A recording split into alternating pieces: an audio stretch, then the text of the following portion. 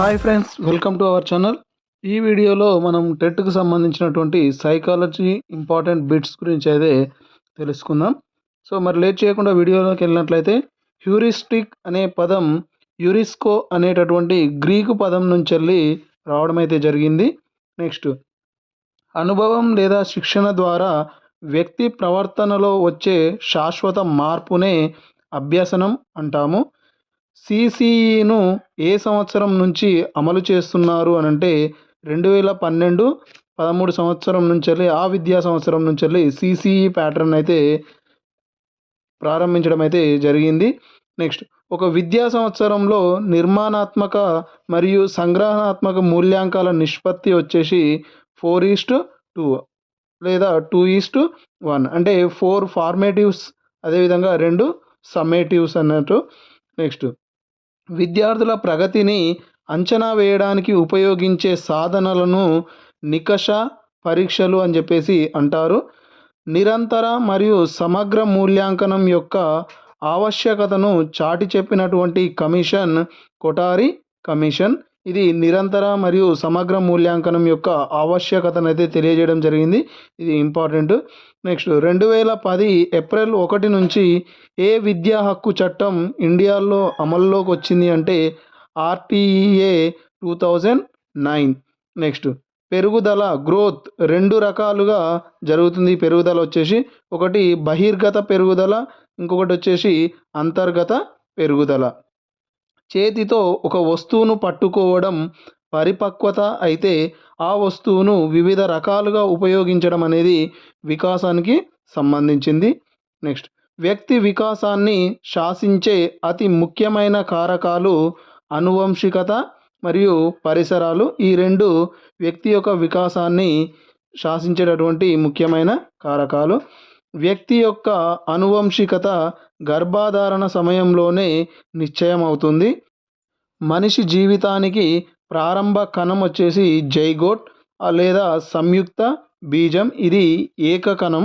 Next, కణద్రవంలో ఉండే క్రోమోజోముల ఆకారం వచ్చేసి కడ్డీ ఆకారంలో ఉంటాయి.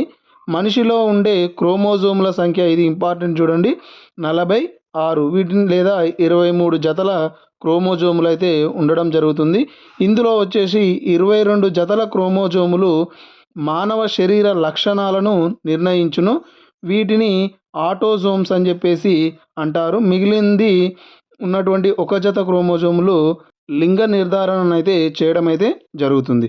నెక్స్ట్, జన్యుశాస్త్ర పితామహుడు వచ్చేసి గ్రెగర్ జోహన్ మెండల్. ఈయన జన్యుశాస్త్ర పితామహుడు.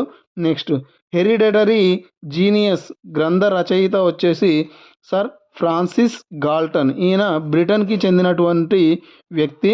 ఈయన రాసినటువంటి గ్రంథం వచ్చేసి హెరిడిటరీ జీనియస్.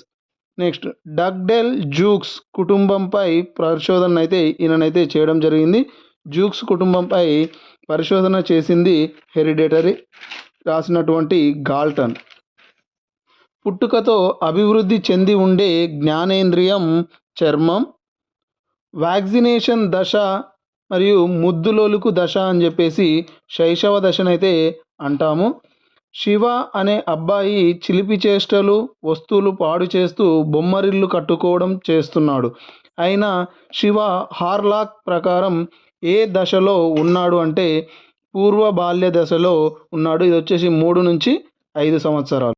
ఫ్యూబరిటీ అనే ఇంగ్లీష్ వర్డ్ ఫ్యూబరిటాస్ అనేటటువంటి లాటిన్ పదం నుంచి అయితే రావడం జరిగింది. నెక్స్ట్, ఏజ్ ఆఫ్ ఆంబిక్యూటీ అని ఏ దశను అంటారంటే కౌమార దశను అంటారు. శైశవ దశ పూర్తి అయ్యేసరికి శిశువుకు వచ్చు పాలదంతాల సంఖ్య 16. సో శైశవ దశ కంప్లీట్ అయ్యేసరికి 16 దంతాలు అయితే రావడం జరుగుతుంది. నెక్స్ట్, పాలదంతాల స్థానంలో శాశ్వత దంతాలు ఏ దశలో వస్తాయి అంటే ఉత్తర బాల్య దశలో వస్తాయి. ఏ దశలో మానసిక వికాసం వేగంగా జరుగుతుంది అంటే పూర్వ బాల్య దశలో మానసిక వికాసం అనేది వేగంగా జరుగుతుంది.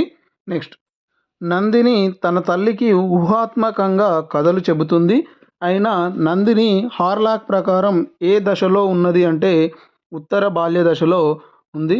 భాష వల్ల శిశువు తన కోరికను వ్యక్తపరిచి అవసరాలను తీర్చుకుంటాడు అని చెప్పిన వారు హాలిడే. నైతిక వికాస సిద్ధాంతంను ప్రతిపాదించినటువంటి లారెన్స్ కోల్బర్గ్ ఏ దేశానికి చెందినవాడు అంటే అమెరికాకి చెందినవాడు. శిశువు ఫస్ట్ సాంఘికీకరణం పొందు పరిసరం వచ్చేసి కుటుంబం, నెక్స్ట్ వ్యక్తి వచ్చేసి తల్లి. ఇతను ఫస్ట్ సాంఘికీకరణం కుటుంబం ద్వారా నేర్చుకుంటాడు. అదేవిధంగా ఈ వ్యక్తి ద్వారా చూసుకున్నట్టయితే అది తల్లి ద్వారా వస్తుంది. Next, who is the father of modern linguistic అంటే ఆవారం నోమ్ చోమ్స్కీ. ఈ చోమ్స్కీ లింగ్విస్టిక్ అంటే ఈయన భాష పైన బాగా ప్రయోగాలు అయితే చేయడం జరిగింది కాబట్టి భాష గురించి ఏదైనా వచ్చింది అని అంటే అది చోమ్స్కీనే అని చెప్పేసి గుర్తుంచుకోండి. నెక్స్ట్, మసాచ్యూసెట్ ఇన్స్టిట్యూట్ ఆఫ్ టెక్నాలజీ ఎక్కడ ఉన్నది అంటే అమెరికాలో ఉన్నది. నెక్స్ట్, మానవునిలో భాషోత్పత్తి విధిని నిర్వహించే బ్రోకా అనే ప్రాంతం ఎక్కడ ఉన్నది అంటే ఎడమ మస్తిష్కార్ధ గోళంలో ఉంటుంది. ఇది భాషోత్పత్తి విధిని నిర్వహించేటటువంటి బ్రోకా అనే ప్రాంతం.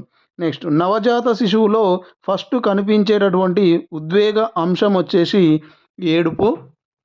ఓకే ఫ్రెండ్స్, ఇది ఈ వీడియో. మరి ఇలాంటి మరిన్ని వీడియోస్ కోసం తప్పకుండా నా యొక్క ఛానల్ని సబ్స్క్రైబ్ చేసి మీ యొక్క ఫ్రెండ్స్ తోటి షేర్ చేసుకోండి. Thank you for watching.